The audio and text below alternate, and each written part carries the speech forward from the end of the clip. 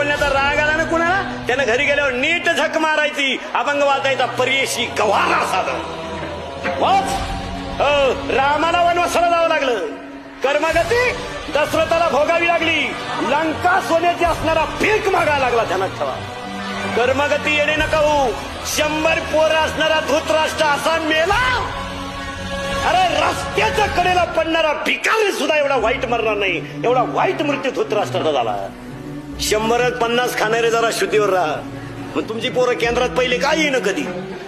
म्हणून महिला मंडळाला सांगतो, मला थळथळायला लावू नका, मला दम निघत नाही. पोराला बिस्किट मिळालं नाही तर भाकरी चारा, पोराला दूध मिळालं नाही तर पिठाचं पाणी चारा. नवऱ्यानं नंबर 2 करून आणलेल्या पैशाचे बदाम सुद्धा पोराला चालू नका. ध्यानात ठेवा.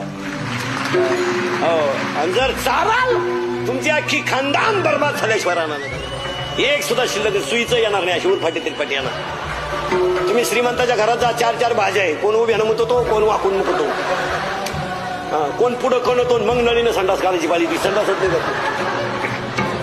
त्याला मोकार रोगी, त्याला एकाला नुसतं मीठ, एकाला काहीच नाही, एकाला नुसतं पाणी, पाण्यातच काही नाही. वाक्य लिहून घ्या, मरेपर्यंत ध्यानात ठेवा. आसुरी संपत्ती कधी सुखानं जगू देत नाही आणि नीतीची लक्ष्मी कधी धोका देत नाही.